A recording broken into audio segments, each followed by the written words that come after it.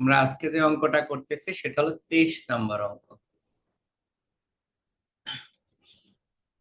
23 নম্বর অঙ্কটা আমরা সমাধান করব। দেখো, 23 নম্বর অঙ্কে যা বলা হয়েছে,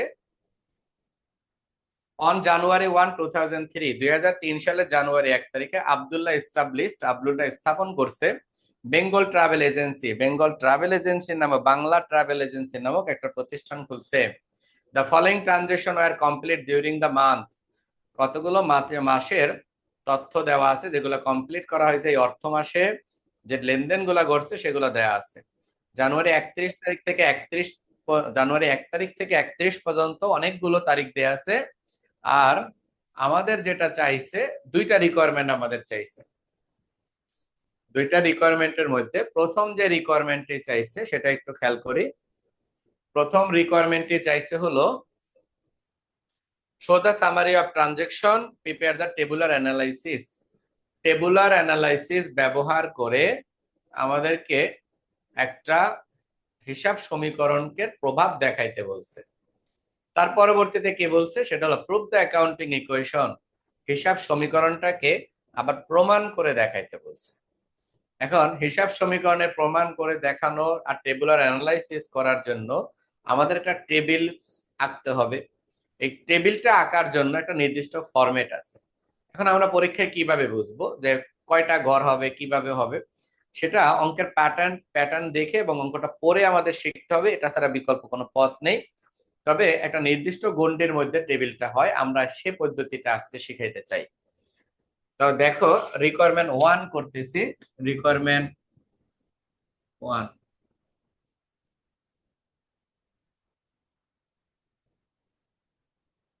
আমি যে ছকটা এখন আঁকবো সেটা তোমরা বই খাতায় ল্যান্ডস্কেপে নিবা, পাতাল্লা নিবা।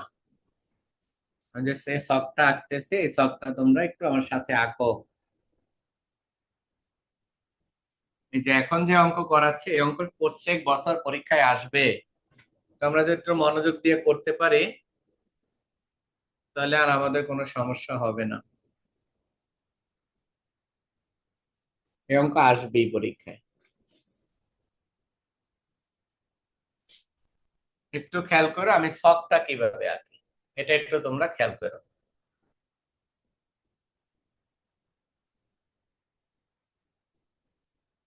এখানে একটা ডেটের ঘর দিছি। এটা মোটা দিবা না মোটেও। আমি যেটা দিছি এত মোটাও দেওয়ার কোনো দরকার নেই। আর একটু চিকন দিলেই ভালো, এটা সব সময় শুধু তারিখটাই তো বসবে। পরবর্তী যে ঘরটা আছে সেখানে দেখো এই শেষের দিকে আরেকটা দিব, সেটা হলো রিমার্কস। এটা ওই তারিখের ঘর থেকে একটু সামান্য বড় দিবা। দেখো, এই ছকটা আঁকা শিখি আমরা। পরীক্ষায় এই সেম ভাবে ছক তোমাদের আঁকতে হবে, একদম সেম ভাবে।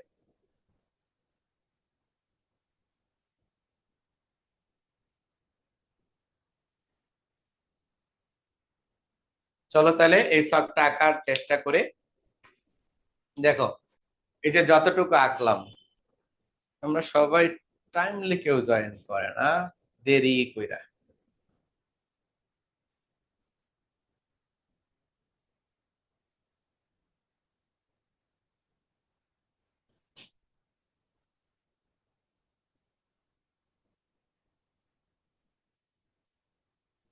আচ্ছা, অ্যাপ্রুভাল দিয়ে দিচ্ছি, জয়েন করে নেবে। চলো আমরা সামনে যাই। দেখো, আমি ছকটা যেভাবে আঁকতেছি একটু খেয়াল করো। প্রথমে এটা তারিখের ঘর দিছে, এ পাশে একটা মন্তব্যের ঘর দিছে, মানে হলো র্যাঙ্ক অথবা কমেন্ট যেটা দিব। এই রিমার্কস মন্তব্যটা ওই পাশে রাখলাম। এখন আমাদের কাজ হলো এই ছকটাকে ডিভাইড করা। আমরা কি করব জানো? এইখানে মাঝখান দিয়ে ডিভাইড করো, মাঝখানে না, 2/3 এরকম ডিভাইড করব। তোমরা দেখো আমি কিভাবে করি।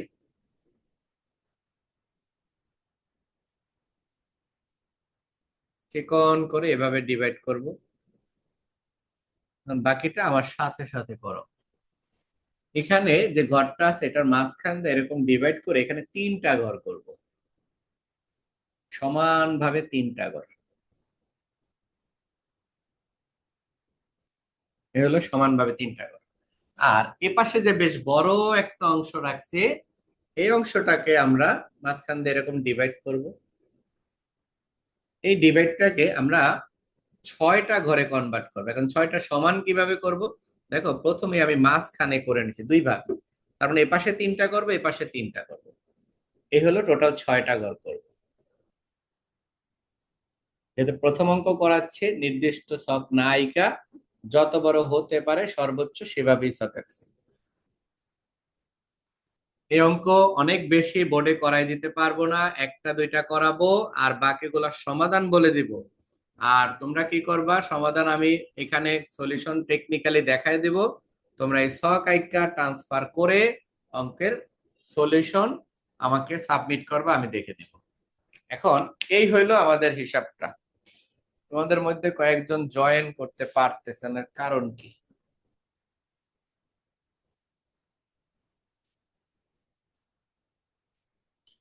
কারণ বাসায় যদি নেটওয়ার্ক প্রবলেম হয় তাহলে জয়েন করতে সমস্যা হইতে পারে।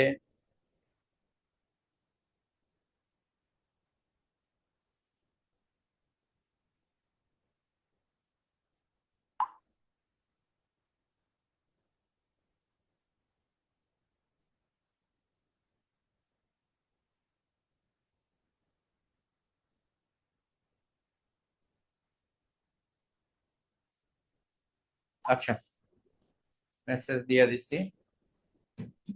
চলো, এখন এই যে ছকটা আঁকলাম, এমন কেমনে আঁকলাম? মনে রাখবা, একটা ইকুয়েশনে সর্বোচ্চ ছক এটা হতে পারে। এপাশে 6টা ঘর হইতে পারে, 1টা 2টা 3টা 4টা 5টা 6টা। আর এপাশে হইতে পারে 1টা 2টা 3টা, সর্বোচ্চ ঘর হইতে পারে এটা।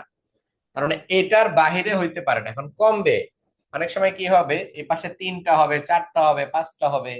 আবার এপাশে 2টা হবে, 2টার নিচে কখনোই হবে না। এরকম বাড়তে কমতে বা কমতে পারে, কখনো বাড়বে না।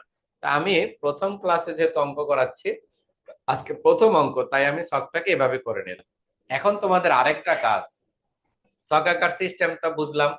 এখন আমরা এই উপরের লেখাগুলো লিখবো, যেহেতু প্রথম অঙ্ক আমি পুরোটা লিখে দিব, বাকিটা অন্য কোনো অঙ্কে আমরা এই বিষয়গুলোকে সলভ করব না। আচ্ছা, তাহলে এখানে আমরা প্রথম লিখবো বেঙ্গল ট্রাভেল এজেন্সি, প্রথম লাইনটা। অনেক বেশি উপরে দেখতে পাইবা না, এ মাঝ বরাবর। বেঙ্গল না বাংলা?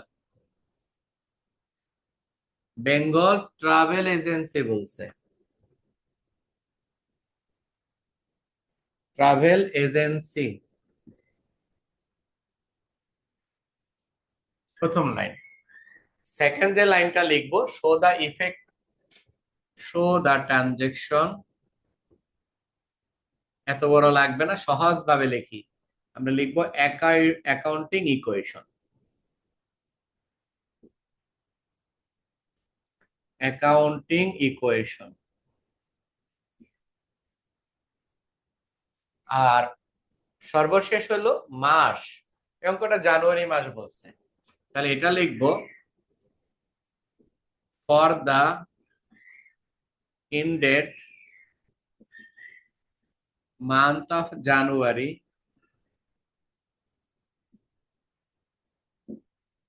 31/2003। এই হলো তারিখটা, for the ended month of January 31/2003, January 31/2003। এই হলো আমাদের ছক। এখন এই ছকের মধ্যে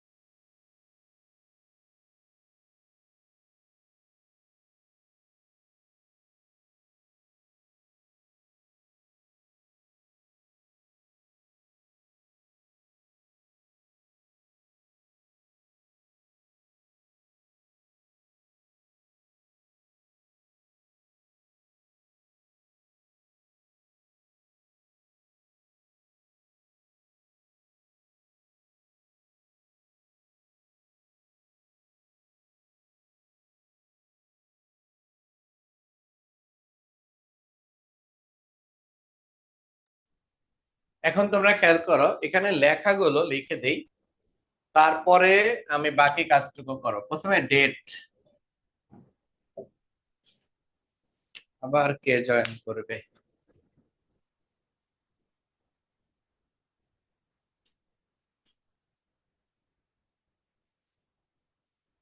প্রথমে হলো ডেট, পরে এপাশে লিখবো অ্যাসেটস, এই উপরের অংশে অ্যাসেটস। আবার এখানে লিখবো সমান, সমান দিয়ে এখানে লিখবো এল প্লাস ও ই। আর শেষের এই ঘরটা লিখবো রিমার্কস।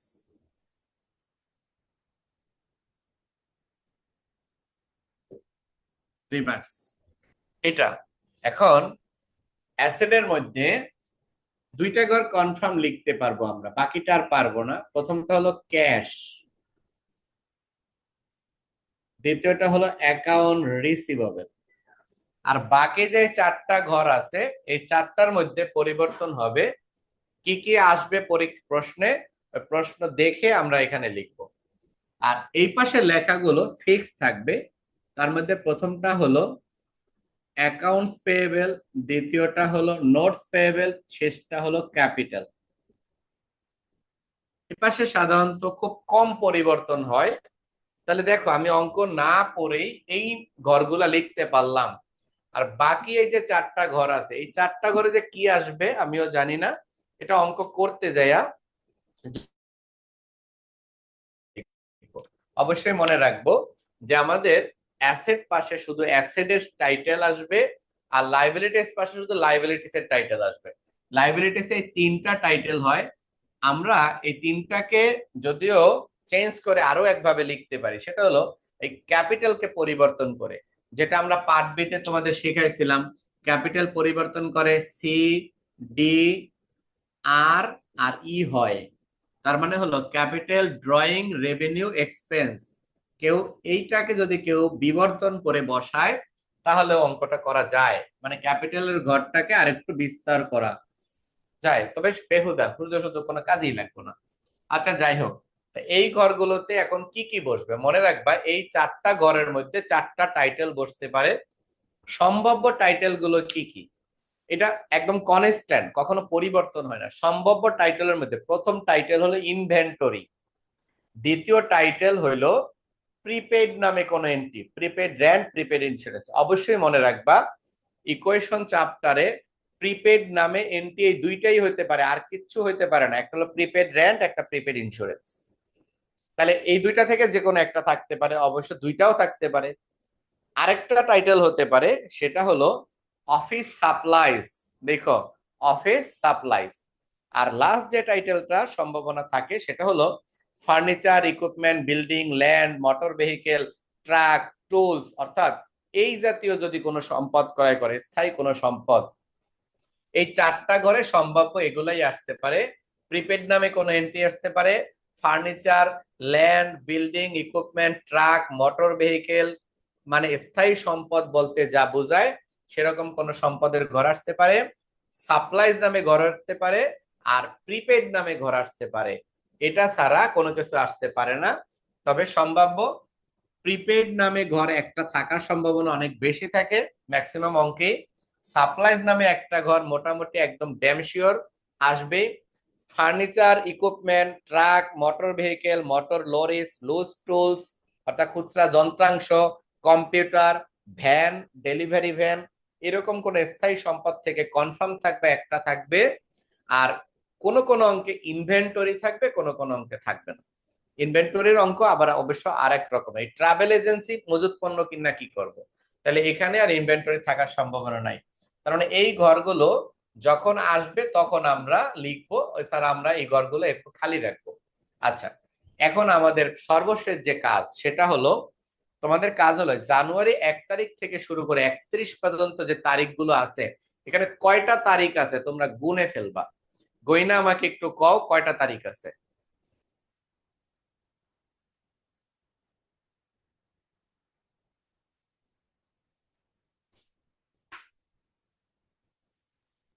তার 13টা। 13টা তারিখ আছে। তাহলে আমাদের কাজকে যেন এখানে 13টা সারি করে ফেলবো। এমন ভাবে সারি করে ফেলবো প্রত্যেকটা সারিতে যাতে দুইটা অ্যামাউন্ট লিখতে পারি। দেখো এই যে 13টা সারি করে ফেলবো আগেই। আমি তো আর একসাথে 13টা করতে পারবো না, আমি কতগুলো করব, তোমরা 13টা সারি করে ফেলো, আমি আবার পরে মইসা করব। দেখো এই ঘরটা এমন ভাবে লিখবা যে উপরের দিকে একটা অ্যামাউন্ট লেখা যায়, নিচে একটা অ্যামাউন্ট লেখা যায়, উপরে একটা অ্যামাউন্ট নিচে একটা অ্যামাউন্ট, উপরে একটা অ্যামাউন্ট নিচে একটা অ্যামাউন্ট, এমন ভাবে তোমরা এই সারিটা করো। ক্লাস করার পরে কিন্তু এগুলার ছবি তুললা গ্রুপে দিতে হবে যে তুমি আসলেই কি অঙ্কটা করছো, না আমার সাথে সাথে দেখছো শুধু, আমি চিল্লাই চিল্লাই করাইছে আর তোমরা চুপচাপ বসে আছিলে, এমন যাতে না হয়। কারণ তোমরা কনফার্ম থাকো এই অঙ্ক পরীক্ষায় আসবে। আমাদের উদ্দেশ্য 13টা সারি করা, 1 2 3 4 5 6,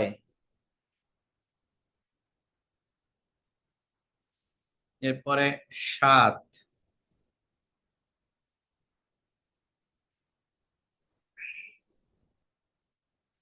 7-এর পরে 8। আমি এখানে 8টা করব, বাকি 5টা 8টা মুছে আবার করব। 8 এ পর্যন্ত করলাম, নিচে আর না করলাম, বাকিটুকু আমি পরে উপরে আবার করব। এতটুকু মুছে আগে এতটুকু করাই। তোমরা 13টা ছক আঁকা শেষ করো, 13টা আঁকা শেষ হইলে আমাকে বলবা, তাহলে আমরা অঙ্কের সমাধান শুরু করব। এখন তুমি যদি বলো যে আমি কি এই তারিখের বলো। শেষ শেষ কর করা শেষ। আচ্ছা, Yes, sir. এখন কথা হলো তোমরা এখানে দেখো আমি এই ঘরটায়ও দাগ দিই নাই, এই ঘরটায় দাগ দিই নাই। তোমরা যদি বলো যে না আমি কি পুরোটা দাগ দিতে পারবো, কেন পারবো না, অবশ্যই পারবো। এই মাথা থেকে শুরু করে ওই মাথা পর্যন্ত একদম বর্ডারে দাগ দিয়ে দিতে পারবো, কোনো সমস্যা নাই। আমি কি করছি যে প্রথমটাকে দাগ দেই নেই, মাঝখানের এই অংশটাকে মিস করছি দাগ দেই নেই, আবার এই অংশটাকে দাগ দেই নেই, তিনটাকে তিনটা খণ্ড ভাগ করছি।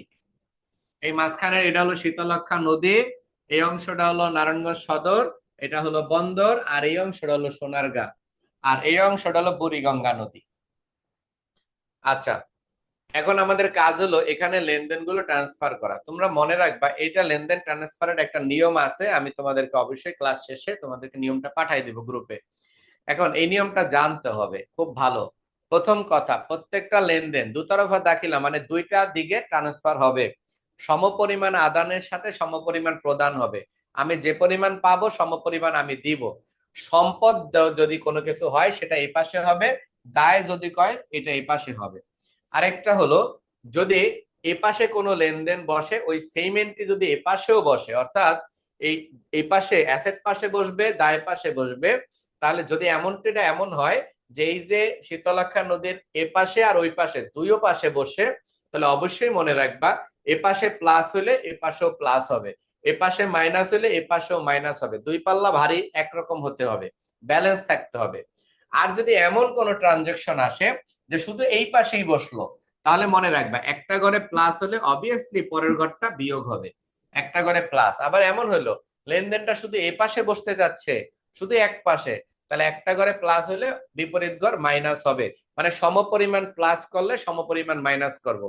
এটা দুই পাশে বললে সমমুখী সম্পর্ক, এ পাশে প্লাস করলে ওই পাশেও প্লাস, এ পাশে মাইনাস করলে ওই পাশেও মাইনাস। কিন্তু একই পাশে যদি একই লেনদেন দুইবার বসে, একবার প্লাস একবার মাইনাস, এটা শেষ। আচ্ছা, আরেকটা বিষয় সেটা আমরা শিখি, রিমার্কস। এই যে রিমার্কস মন্তব্য, এই রিমার্কস কোনগুলো দিব মনে রাখবা, যে ট্রানজেকশন সরাসরি ক্যাপিটালে আঘাত হানবে, ক্যাপিটালে বসবে, সেটার আমরা রিমার্কস লিখে রাখবো। এটা ছাড়া বাকি কোনো কিছু রিমার্কস লেখার দরকার নাই। আচ্ছা, এখন বেসিক বুঝে বুঝে আমরা এই অঙ্কটা করব, একবারে সহজ। চলেন শুরু করি। প্রথম তারিখটা ছিল জানুয়ারির 1 তারিখ। প্রথম ক্লাসটা একটু সময় লাগতে পারে, পরবর্তীতে আর সময় লাগবে না। প্রথমে জানুয়ারি 1, জানুয়ারি 1 তারিখ একটু খেয়াল করেন, আমি তারিখটা উপরের দিকে মিলাইয়া লিখতেছি, এই দাগটার উপরের দিকে মিলাইয়া লিখবেন। জানুয়ারি 1, জানুয়ারি 1 এই যে লিখলাম। এখন ট্রানজেকশনটা পরে খেয়াল করো, বলা আছে ইনভেস্ট বিনিয়োগ করছো, cash to start the agency ব্যবসা শুরু করার জন্য বিনিয়োগ করছো। তুমি নিজেকে নিজে এই ট্রাভেল এজেন্সির মালিক মনে করো, তুমি তোমার ব্যবসায় কারবারে টাকা ঢালছো 3 লাখ টাকা। 3 লাখ টাকা ঢাইলা 3 লাখ টাকা বিনিয়োগ করে ব্যবসাটা স্টার্ট করছো। বিনিয়োগ করলে কারবারে টাকা আসে, তাই আমাদের কাজ হলো এই ক্যাশের ঘরে 3 লাখ টাকা। আর ব্যবসা শুরু করার সাথে সাথে যে পরিমাণ টাকা নিয়ে শুরু করে ওই পরিমাণ সমপরিমাণ অর্থকে আমরা বলবো ক্যাপিটাল। তাহলে আমরা এখানে শিখলাম কোনো কিছু নিয়ে ব্যবসা শুরু করলে যা নিয়ে শুরু করব সেটা বাড়বো, আর ওই সমপরিমাণ মূলধন বাড়বে। এখন তুমি যদি বলো যে আমি তো নগদ টাকা নিচ্ছি, ক্যাশে বসাইছি, মূলধনে বসাইছি, আমি যদি ফার্নিচার লিখতাম তাহলে আমি একটা ফার্নিচারের ঘরে বসাইতাম আবার মূলধনে বসাইতাম। মোট কথা মাসের শুরুতে যা নিয়ে ব্যবসা শুরু করব সমপরিমাণ অর্থ মূলধন বাড়বে। এখানে নগদ টাকা নিয়ে শুরু করছে তাই মূলধন বাড়ছে। এখন আরেকটা বিষয়, যেহেতু ক্যাপিটালের ঘরে লিখছি তাহলে আমরা এখানে রিমার্কস লিখবো। এটা রিমার্কসটা এটা বরাবর লিখবা ইনভেস্টমেন্ট। এটা রিমার্কস হলো ইনভেস্টমেন্ট। গেল। পরবর্তীতে জানুয়ারির 2 তারিখ, দেখো এই প্রথম ঘরেই লিখতেছি জানুয়ারি 2। খেয়াল রাখো প্রথম ঘরে প্রথম সারিতে অবশ্যই 2টা তারিখ বসবে, এই জন্য আমি বলছি প্রথম তারিখটা উপরের দাগের সাথে মিলাই লিখবা যাতে এখানে 2টা টাকা বসে। মনে রাখবা ইকুয়েশনে প্রথম সারিতে 2টা, পরের ঘরে প্রত্যেকটা তারিখ একটা, একটা নামবো ব্যালেন্স, একটা নামবো তারিখ। প্রত্যেকটা ব্যালেন্স নামানো বাধ্যতামূলক, তোমাকে ব্যালেন্স নামাইতেই হবে। তাহলে আমি মনে হয় বুঝাইতে পারছি। প্রথমটায় তারিখ বসবে 2টা, বাকি সবগুলোই তারিখ বসবে একটা, টাকা 2টাই বসবে কারণ একটার ব্যালেন্স নিচে নামবে। দেখো 2 তারিখ বলছে কি, paid cash for January office rent, জানুয়ারি মাসের অফিসের ভাড়া প্রদান করা হলো 10,000 টাকা, এটা বলছে। ভাড়া সম্পর্কে আমি তোমাদের একবারই বুঝাই। ভাড়া হলো খরচ, খরচ 2 রকমের হবে, একটা হলো অগ্রিম হবে, একটা হলো এক্সপেন্স হবে। আমরা এই অঙ্কটা শুধু জানুয়ারি মাস করতেছি। যদি এমন হয় শুধু জানুয়ারি মাসের ভাড়া দেওয়া হলো সেটা এক্সপেন্স, যদি এমন হয় জানুয়ারি ফেব্রুয়ারি মার্চ মানে একাধিক মাসের ভাড়া দেওয়া হলো সেটা সম্পদ, তখন প্রিপেড হইতো। যেহেতু এটা বলছে শুধু জানুয়ারি মাসের ভাড়া দিছে, পেইড ক্যাশ নগদ প্রদান ফর জানুয়ারি অফিস রেন্ট, জানুয়ারি মাসের অফিসের ভাড়া প্রদান করা হলো তাই খরচ। আমরা যদি এটা লিখে দিতাম জানুয়ারি এন্ড ফেব্রুয়ারি তাহলে 2 মাস হয়ে গেল, তখন সেটা অগ্রিম হইতো। এখন এটাকে আমরা খরচ হিসাবে উল্লেখ করব। তাহলে ভাড়া প্রদান করলে টাকা আসে না, টাকা চলে যায়। তাই টাকা চলে গেলে এই যে ক্যাশ মাইনাস, কয় টাকা ভাড়া প্রদান করছে, 10,000 টাকা, এই যে ক্যাশ মাইনাস। এখন আমি মাইনাস সাইন দিছি, তুমি চাইলে ব্র্যাকেট দিয়া বুঝাও, তোমার ইচ্ছা, ব্র্যাকেট দিয়া বুঝাইলেও চলবে, ক্যাশ মাইনাস। আরেকটা হলো যেহেতু ভাড়া খরচ, খরচ হইলে মূলধন কমে, আয় হইলে মূলধন বাড়ে। এগুলা রুলস এর মধ্যে সব লেখা আছে, একদম ইন ডিটেলে লেখা আছে। খরচের মধ্যে খরচ হইলে মূলধন কমবে, আয় হইলে মূলধন বাড়বে। তুমি কি করছো, 2 লাখ 3 লাখ টাকার একটা বান্ডেল ব্যবসায় নিয়ে রাখছিলা, এরপরে বাসা ইয়ের ভাড়া দিয়ে দিচ্ছ, অফিসের ভাড়া, তাহলে যে টাকা রাখছিল ওইটা কমে গেছে, তাহলে ক্যাশ কমছে, সাথে সাথে ব্যবসার মূলধনও কমে গেছে। তাহলে এখানেও -10,000।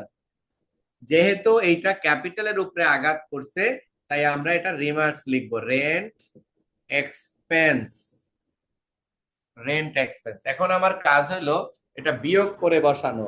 আমরা স্যার, হ্যাঁ বলো। স্যার রিভার্সটা কি দিতেই হবে? হ্যাঁ দিতেই হবে, নাহলে ওই ঘরটায় কান্নাকাটি করব, বাসায় বিচার দিব। দিতেই হইব, বাধ্যতামূলক। তোমার যদি কই আমি দিতে হইব না, এটা মিছা কথা, দিতেই হইব। দ্বিতীয়ত হইলো তুমি যদি লেখো তাহলে তোমার জন্য ইজি মনে হবে, আর যদি তুমি না লেখো তো সারা জীবন কঠিনই মনে হবে। রিমার্কস মানে হলো প্রশ্নে যা লেখা আছে তাই দেখে লিখে রাখবা। অফিস রেন্ট বসায় দাও, রেন্ট এক্সপেন্স লিখে দাও, কোনো সমস্যা নেই। দেখো এরপরে আমরা কি করলাম, এই ব্যালেন্সটা নামাইলাম। মনে রাখবা ব্যালেন্স বাধ্যতামূলক নামাইতে হবেই। ইকুয়েশনের ডে বাই ডে প্রত্যেক দিন লেনদেন কমপ্লিট হওয়ার পরে হিসাবের জের দেখতে চাবে, তাই ব্যালেন্স নামানো বাধ্যতামূলক। আচ্ছা এরপরে তারিখ হলো 5 তারিখ। চলো এরপর আমরা 5 তারিখ লিখবো। এই যে 5 তারিখ জানুয়ারি 5, দেখো তাহলে এই যে একটা তারিখ লিখছি আর উপরে তো একটা ব্যালেন্স আছে।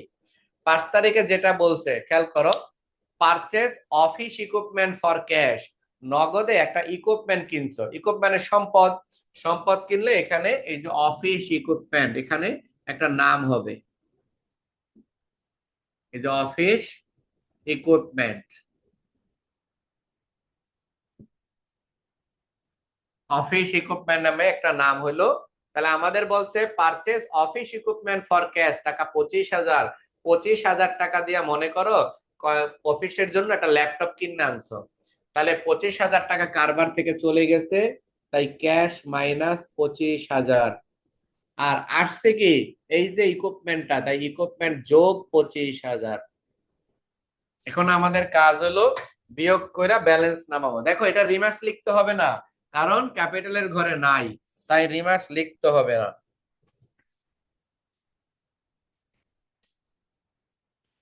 এটা আসে 2,65,000 আর এখানে হলো 2,25,000, আবার এটা হলো 2,90,000।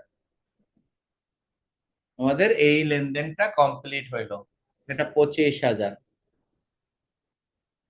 2,25,000। চলো পরবর্তী ট্রানজেকশন লিখবো। পরবর্তী ট্রানজেকশন আছে 10 তারিখ। 10 তারিখে বলা হয়েছে ইনকার্ড, ইনকার্ড মানে ঘটা বা সংগঠিত হওয়া বা সম্পন্ন করা। ইনকার্ড অ্যাডভার্টাইজিং এক্সপেন্স কস্ট, বিজ্ঞাপন খরচ করা হয়েছে ইন ডেইলি টাইমস, দৈনিক ডেইলি টাইমস নামক একটা পত্রিকায়, অন অ্যাকাউন্ট বাকিতে টাকা 10,000। তাহলে কথাটা বলছে ইনকার্ড অ্যাডভার্টাইজমেন্ট এক্সপেন্স, ইনকার্ড মানে দেয়া, অ্যাডভার্টাইজমেন্ট কস্ট বিজ্ঞাপন খরচ করা হয়েছে বা বিজ্ঞাপন প্রচার করা হয়েছে ডেইলি টাইমস নামক একটা পত্রিকায় অন অ্যাকাউন্ট বাকিতে। আমরা আমাদের কোম্পানির এই ট্রাভেল এজেন্সির নামে একটা পত্রিকায় বড় করে ফ্রন্ট পেজে বিজ্ঞাপন দিছি ট্রাভেল এজেন্সি নামে। এই বিজ্ঞাপন দেওয়ার ফলে আমাদের কাছে ওই কোম্পানি টাকা পাবে, ওই পত্রিকা কোম্পানি। আমরা বলছি টাকাটা পরে দেব, এই জন্য অন অ্যাকাউন্ট বাকি। আমাদের কাছে যদি কেউ টাকা পায় তার নাম অ্যাকাউন্টস পেয়েবল, আর আমরা যদি পাই তার নাম হলো অ্যাকাউন্ট রিসিভেবল। এখন আমরা বিজ্ঞাপন দিয়েছি তাই আমাদের খরচ হয়েছে, বিজ্ঞাপন দিছি খরচ হয়েছে, খরচটা বাকিতে, তাই আমাদের অ্যাকাউন্টস পেয়েবল যোগ হবে। এই যে 10 তারিখে অ্যাকাউন্টস পেয়েবল যোগ 10,000 টাকা।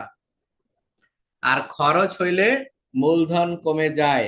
মনে রাখবা বিজ্ঞাপন প্রচার করে ফেলছে, টাকা দেও নাই, যেহেতু টাকা দেও নাই তাই কোম্পানি তোমার কাছে টাকা পায়, বিজ্ঞাপন প্রচার করে ফেলছে আর প্রচার করার সাথে সাথেই খরচ হয়েছে, খরচ হলে মূলধন কমে যাবে। এটা রিমার্কসটা লিখবো অ্যাডভার্টাইজিং কস্ট। এক্সপেন্স লিখলেও পারবো। তাহলে আমরা এখন আবার কি করব, এই ব্যালেন্স গুলো নামাবো। 6,00,000, 2,65,000, এখানে হবে 25,000, এটার ব্যালেন্স নামবে 10,000, আবার এটার ব্যালেন্স নামবে 2,90,000, সরি 2,80,000। এই হলো আমাদের 10 তারিখের ট্রানজেকশন। দেখো আমি বলছিলাম প্রত্যেকটা লেনদেন সমমুখী হবে অথবা বিপরীতমুখী হবে। দেখো এই যে 10,000 টাকা এখানে একবার যোগ হয়েছে একবার বিয়োগ হয়েছে, কারণ এক পাশেই ঘর। আবার এখানে দেখো এটাও 10,000, এক পাশে, এই পাশে বিয়োগ হয়েছে এখানে যোগ হয়েছে।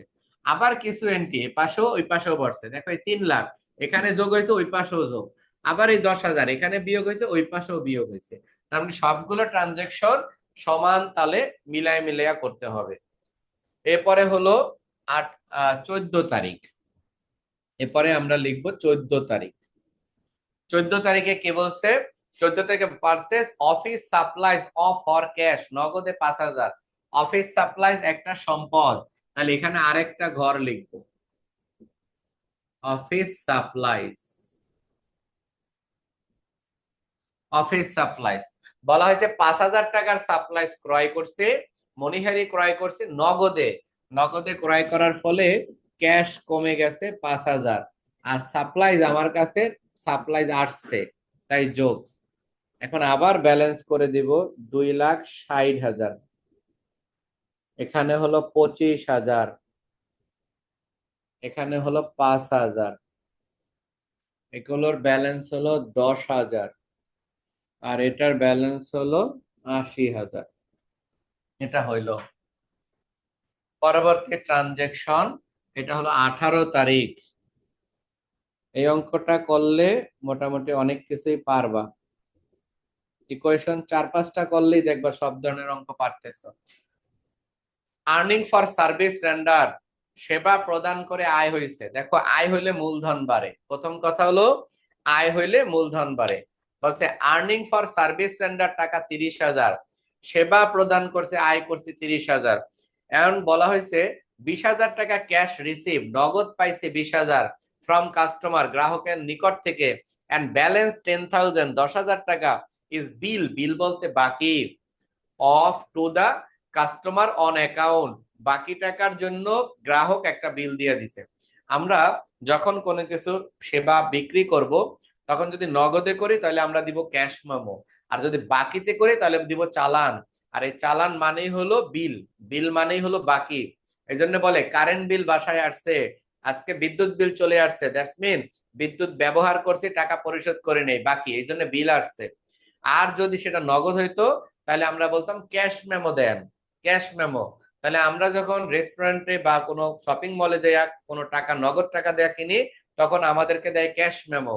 আর যদি ওই দোকান থেকে তুমি বাকিতে কিনো তাহলে তোমাকে দিব বিল। বিলের মধ্যে শর্ত জড়িত থাকে, যে পণ্যটা আপনি কিনলেন, এটা বুঝা পাইছেন, আপনি এই পণ্যটা এতদিনের মধ্যে আমাকে টাকা ফেরত দিয়ে দিবেন, এই বিষয়গুলো বিস্তারিত লেখা থাকবে। আচ্ছা যাই হোক, তাহলে বলা হচ্ছে সেবা দিয়েছি 30,000 টাকা, সার্ভিস স্ট্যান্ডার্ড আয় করছি, আয় করলে মূলধন বাড়ে। তাহলে দেখো এই তারিখটা 18 তারিখে ক্যাপিটাল যোগ হবে, 30,000 টাকা মূলধন বাড়লো। রিমার্কসটা হবে সার্ভিস রেভিনিউ।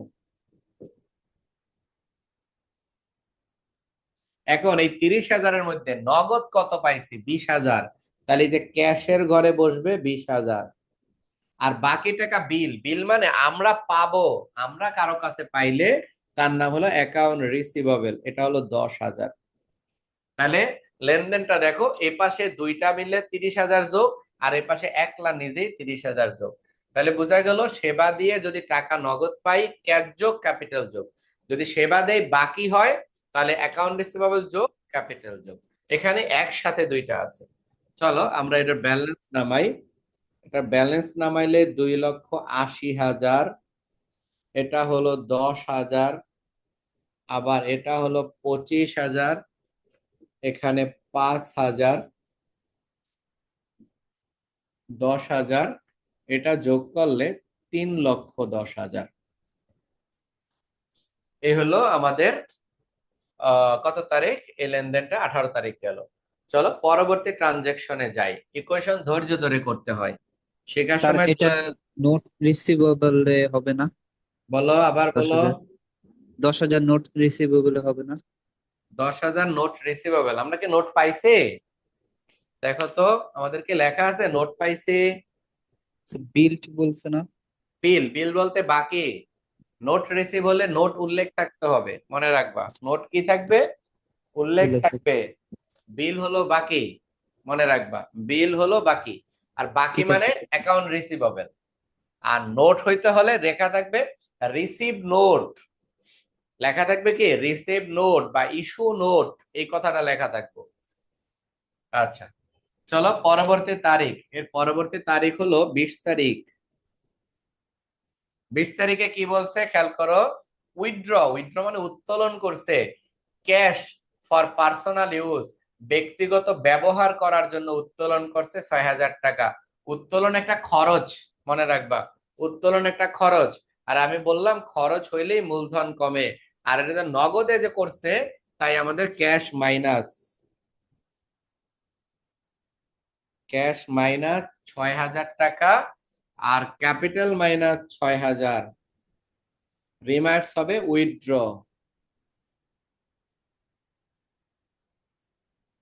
রিমার্কস হলো উইথড্রন।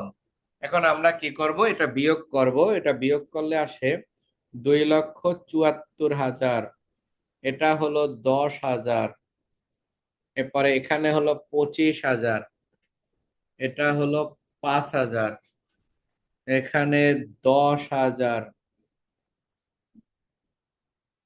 তারপরে এটা বিয়োগ করলে 3,04,000।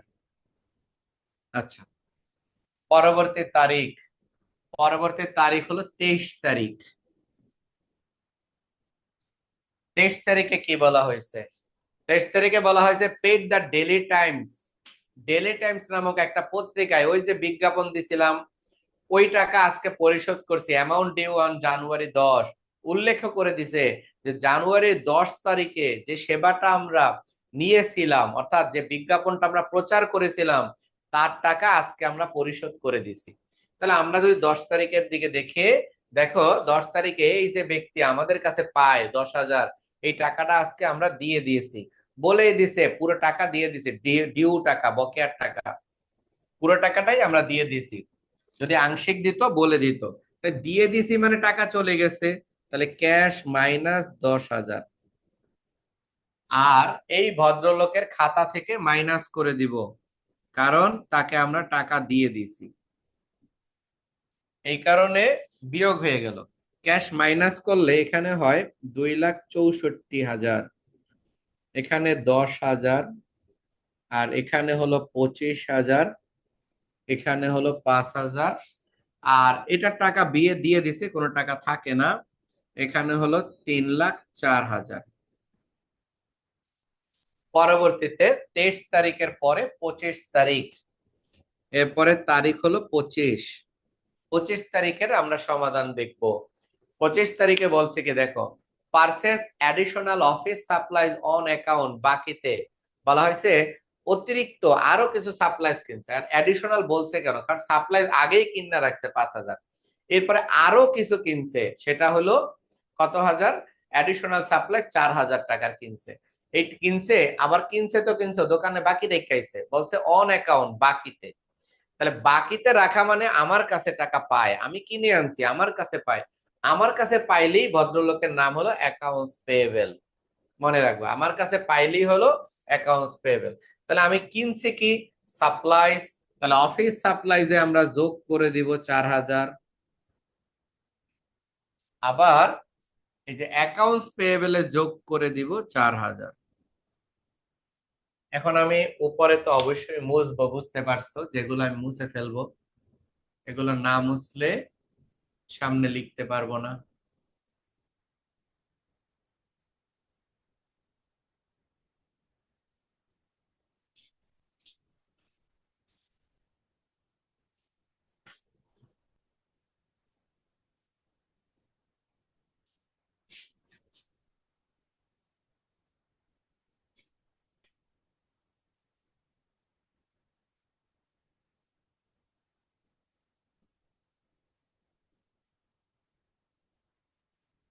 একটু সময় দাও, আমি ইকুয়েশন বেশি আমি বোর্ডে করাবো না, অল্প কিছু অঙ্ক বোর্ডে করাবো, বাকিগুলো আমি সলিউশনে অন্যভাবে করে দিব, আর সলভ করে করে আমাকে দেখাইবা তোমরা।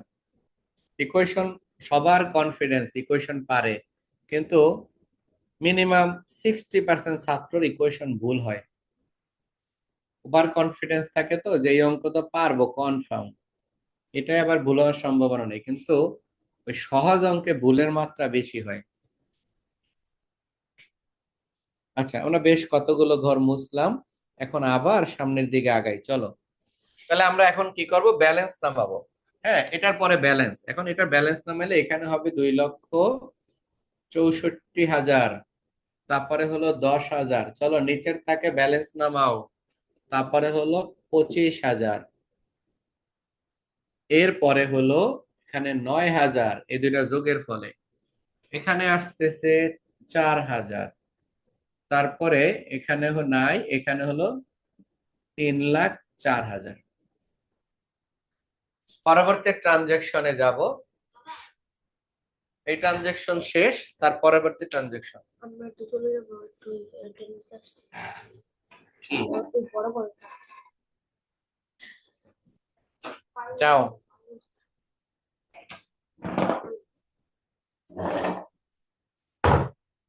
তারপরে দেখো কি বলছে, পরবর্তী ট্রানজেকশনটা এটা ছিল 25 তারিখ, 25-এর পরে ফার্স্ট 31, দেখো এখানে 31-এর বন্যা বয়ে গেছে, মনে রাখবা এরকম 31 অনেক থাকবে, এখানে মিস্টেক হওয়ার সম্ভাবনা থাকে যে একটা একটা 31 স্কিপ হয়ে যাওয়ার সম্ভাবনা থাকে।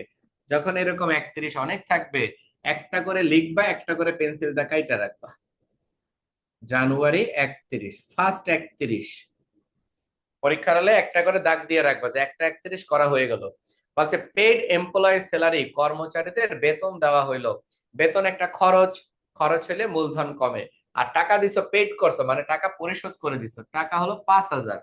তাহলে এই ক্যাশ মাইনাস 5,000 আর এখানে ক্যাপিটাল মাইনাস 5,000, ব্র্যাকেট দাও বা মাইনাস চিহ্ন দাও তোমাদের ইচ্ছা। এখানে লিখবো স্যালারিজ এক্সপেন্স,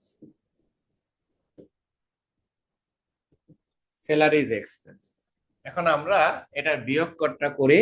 এটা যদি বিয়োগ করে 2,59,000, আর এটা বরাবরের মতো অপরিবর্তনশীল, এটা চেঞ্জ হয়নি। এরপরে এটা হলো 9,000, এখানে হলো 4,000, আর এটা বিয়োগ করলে 2,99,000। ফার্স্ট 31 গেল। আমরা এখন শিখবো সেকেন্ড 31। আমাদের কাজ হলো একটা অঙ্কই শিখা। হ্যাঁ, এই অঙ্কটাই বাসায় আবার বারবার করব। আমি টোটাল 5টা অঙ্ক শেখাবো, 5 প্রকৃতির 5টা, ইনশাল্লাহ অঙ্ক সব পারবা এরপরে। এরপরে দেখো কি বলছে, সেকেন্ড 31 বলছে রিসিভ ইন ক্যাশ, নগদ পাইছি, ফর ফ্রম কাস্টমার, গ্রাহকের নিকট থেকে, who have previously bin on January 18, যা যে যে ব্যক্তির কাছে, যে গ্রাহকের কাছে গত 18 তারিখে আমরা পেতাম, ওই ব্যক্তির কাছ থেকে আজকে টাকা পাইছি। এখন আমি তো মুছ চালাইছি, 18 তারিখে দেখো তোমাদের কাছে মানে তোমরা পাইতা হলো 10,000 টাকা। এই দেখো অ্যাকাউন্ট রিসিভেবলের ঘরে 18 তারিখ খোঁজো, এখানে 18 তারিখ খুঁজা দেখো অ্যাকাউন্ট রিসিভেবলে 10,000 আছে। এখন বলছে এই টাকাটা আমি পাইছি, তাহলে বলছে রিসিভ ইন ক্যাশ, নগদ টাকা প্রাপ্তি হলো মানে আমরা পাইলাম, ফ্রম কাস্টমার, গ্রাহকের নিকট হতে, who have previously bin on January 18, জানুয়ারি 18 তারিখে যার নিকট আমরা পাইতাম তার কাছ থেকে আজকে টাকা পাইলাম। তাহলে পাইলে ক্যাশ যোগ কত টাকা, 10,000 টাকা। এই যে ক্যাশ যোগ 10,000 আর অ্যাকাউন্ট রিসিভেবল মাইনাস 10,000, চলো এটা যোগ করি, 2,69,000। আর এটা বিয়োগ করলে থাকে না, এখানে হলো 25,000, এটা হলো 9,000, এ পাশে যা আছে তাই, পরিবর্তন হয়নি। আর এখানে হলো 2,99,000। আচ্ছা, এটা হইল। পরবর্তীতে সেকেন্ড 31 গেল, থার্ড 31, 3 নাম্বার 31 করব। অবশ্যই মনে রাখবা পরীক্ষার হলে এরকম একাধিক তারিখ থাকলে অবশ্যই ক্যালকুলেট করে নিতে হবে, একটা একটা দাগ দিয়ে প্রত্যেকটার ক্যালকুলেশন দেখাইতে হবে। থার্ড 31-এ যেটা বলা হয়েছে রিসিভ ক্যাশ, নগদ পাইছি, ফ্রম এ নিউ কাস্টমার, নতুন একজন গ্রাহকের নিকট থেকে, ফর সার্ভিস রেন্ডার, টাকা 10,000। একটু আগে হলো আগে যাকে সেবা দিছিলাম তার নিকট থেকে পাইছি, আর এখন নতুন একজন ক্লায়েন্ট আমার দোকানে আসছে, তাকে আমরা সেবা দিছি, বিনিময়ে সে নগদ নগদ টাকা দিয়ে দিছে। তা নগদে সেবা পাইছি, সেবা দিলে টাকা আয় হয়, আয় হলে মূলধন বাড়ে, আর টাকাটা আমার নগদ, এই জন্য ক্যাশ যোগ কত টাকা, 10,000 টাকা। তাহলে ক্যাশে প্লাস করব 10,000। আর যেহেতু মাত্রই সেবা দিছি, সেবা দিলে আয় হয়, আয় হলে মূলধন বাড়বে 10,000। রিমার্কসটা হবে সার্ভিস রেভিনিউ, সার্ভিস রেভিনিউ। এখন আমরা আবার এটা যোগ করব, এটা যোগ করলে আসে 2,79,000, এখানে কিছু নাই, এখানে হলো 25,000, এখানে 9,000, এটা হলো 4,000, এটা হলো যোগ করলে 3,09,000, আনসার হয় 3,09,000। আচ্ছা, হইলো এটা। পরবর্তীতে লাস্ট 31, ফোর্থ 31, লাস্ট 31, শেষ 31-এ বলা হয়েছে paid telephone, gas and electricity bill, telephone, gas, electricity তিনটাই খরচ, এই টাকা আমরা পরিশোধ করে দিছি। তা পরিশোধ করে দিলে ক্যাশ মাইনাস 3000। আর এগুলো যেহেতু খরচ, খরচ হলে মূলধন মাইনাস হয়, তাহলে ক্যাপিটাল মাইনাস 3000। এটাকে একত্রে টেলিফোন, ইলেকট্রিসিটি আর হলো গ্যাস একত্রে বলা হয় utility expense, UTILITIES, utilities expense. Bangla হলো উপযোগ বিল। এগুলো আমাদের চাহিদা মিটায়, উপযোগ মিটায়, এই কারণে। আচ্ছা, এখন আমরা কাজ করব, এটা বিয়োগ করব। আমাদের আর কোনো ট্রানজেকশন নাই, এটা বিয়োগ করলে 2,76,000। এটাকে এরকম 2 দাগ দিয়া ক্লোজ। তারপরে এখানে তো নাই, আর এখানে হলো 25,000, এটাও এখানে ক্লোজ। এখানে 9,000, এখানেও ক্লোজ। আর এখানে এই যে দেখো আমি দাগটা টাইনা দিলাম, এখন এখানে একটা সমান সাইন হবে, এখানে 4,000 ক্লোজ, আর এটা বিয়োগ করলে 3,06,000, এটাও ক্লোজ। এখন শেষের দিকে ফিনিশিংটা কিভাবে, এটাকে অবশ্যই সুন্দর করে ফিনিশিং দিতে হয় পরীক্ষায়, এরকম ফালায় রাখলে চলবে না। আমি এই যে দেখাচ্ছি কিভাবে ফিনিশিংটা দিতে হয়, এরকম পুঙ্খানুপুঙ্খানু সাজায় দিতে হবে 10 পাইতে হলে। দেখো শেষের অংশটা আমরা কিভাবে করি। দেখো এই যে শেষটা হলো এই ঘরটা এরকম মুছতে হবে, এটা মুছতে হবে, এটা এটা এগুলো যা আছে পুরোটা মুছতে হবে। এগুলো তো টাকা নাই, এটা তো বুঝছোই, এগুলো বসে নাই। পরীক্ষা এরকম খালি থাকুক কোনো সমস্যা নাই। এখানে এটা মুছতে হবে, এটা মুছতে হবে, এই ঘরটা এরকম যাবে। এগুলা কিন্তু আমি ফার্স্ট আজকেই দেখাচ্ছি, আর কিন্তু দেখাবো না। হ্যাঁ, এগুলো কিন্তু আর সেম জিনিস যা দেখাইতে না হয়, কারণ সময় কম, তো এর মধ্যে শেষ করতে হবে আমাদের। তাহলে এতটুকু মুছতে হবে। দেখো এই যে এরকম করে এই অংশটা আর এই অংশটা মিলাইতে হবে। এখন আমাদের কাজ হলো এগুলোকে ফাংশন করা। একটা বিষয় দেখো, এখানে আমি ঘর খালি রাখছি, খালি আছে মানে এই অঙ্কে নাই, নাই দেখা নাই, কি হয়েছে, আমাদের খালি থাকুক, সমস্যা কি। আমরা শিখলাম যে সর্বোচ্চ অ্যাসেট পাশে হয় 6টা ঘর আর লাইবিলিটিস হয় 3টা ঘর। আমাদের 3টা ফিল আপ হয় নাই, এখানে একটা ঘর খালি আছে, থাকুক খালি সে। হ্যাঁ, এটাকে প্রয়োজনে এখানে নীল লেখা দিবা, নীল লেখা ক্লোজ। এগুলোকে লেখা দিবা নীল, নীল। হ্যাঁ, এগুলা লেখা দিবা নীল। আচ্ছা, যেমন এই ঘরটা আছে, আসার পরেও তো নীল হয়েছে, তার মানে এরকম ঘর খালি থাকা কোনো দর্শনীয় বিষয় না। কিন্তু এমন যদি হয় অঙ্কটা করতে যাইয়া অর্ধেক করার পরে বুঝছো ঘর যা আঁকছো তার মানে 2টা ঘর বাড়বো, একটা ঘর বাড়বো, তাহলে তো সর্বনাশ। আচ্ছা, এখন আমাদের কাজ হলো কি জানো, এইটা এইটা এইটা এই 3টা যোগ করা। এখানে আমরা লিখবো টোটাল অ্যাসেটস, টোটাল অ্যাসেট সমান, এখন আমাদের কাজ হলো এটাকে যোগ করে 2,76,000 প্লাস 25,000 প্লাস 9,000, এটা যোগ করলে 3,10,000। এই যে অ্যাসেট পাশে যা হয়েছে সমপরিমাণ অবশ্যই এ পাশে হতে হবে, টোটাল এল প্লাস ওই। হ্যাঁ, টোটাল এল প্লাস ওই, এখানেও 3,10,000। এই হলো আমাদের ইকুয়েশনের শেষ অংশ। ইকুয়েশন এভাবে সম্পূর্ণ করতে হবে, মানে এরকম যোগ টোগ করে ফালায় রাখলেই চলবে না। এই পাশে 3,10,000 হইলো, আর এটা যোগ করার পরেও 3,10,000 হইলে দুই সাইড মিলবে। এখন সমস্যা কি জানো, ইকুয়েশনে যত ভুল করবা তত তাড়াতাড়ি মিলে। তার মানে অঙ্ক মিলছে মানে যে তোমার অঙ্ক হয়েছে এটা না, তোমার কনফিডেন্স ভালো থাকতে হবে যে আমার অঙ্ক হয়েছে। তোমরা যত বেশি ভুল করবা পোস্টিং এ তত তাড়াতাড়ি ইকুয়েশন মিল্লা যাবো। এই একটা অঙ্কের অভ্যাসই হলো ভুল করলে তাড়াতাড়ি মিলে। আচ্ছা, আমাদের এই অঙ্কের রিকোয়ারমেন্ট 2টা আছে। হ্যাঁ, তো আমরা ফার্স্ট রিকোয়ারমেন্টটা করলাম, এখন আমরা সেকেন্ড রিকোয়ারমেন্টটা করব।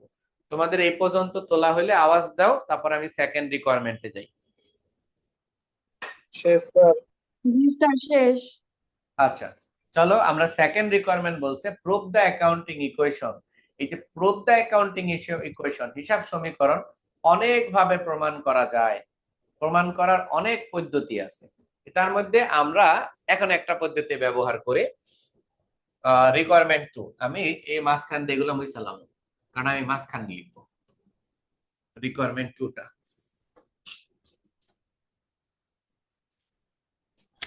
দেখো রিকোয়ারমেন্ট 2 করি, রিকোয়ারমেন্ট 2 বলছে now prove the accounting equation, তাহলে আমরা লিখবো now prove the accounting equation.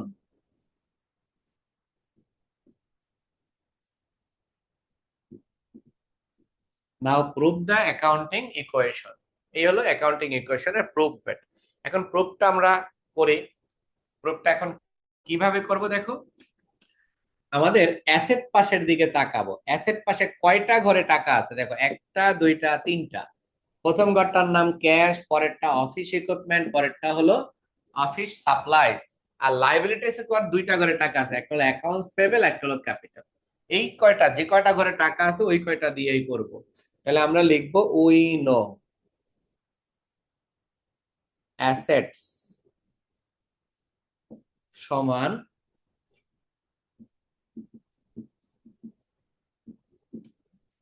Liabilities plus owners equity.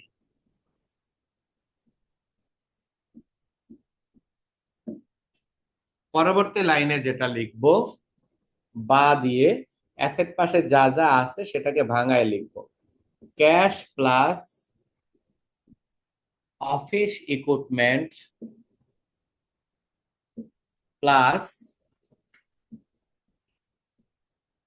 Office supplies সমান লাইবিলিটিস পাশে আসলে অ্যাকাউন্টস পেয়েবল প্লাস ক্যাপিটাল। পরের লাইনে আমরা কি করব জানো, মানগুলো বসাবো। ক্যাশ হলো 2,76,000 প্লাস অফিস সাপ্লাইজ 25,000 প্লাস, কি জিজ্ঞেস করছো কই, এটা হলো না, 9,000, এখানে আছে হলো 4,000 প্লাস 3,04,000। শেষে যেটা করব, সুতরাং এগুলোর যোগফল,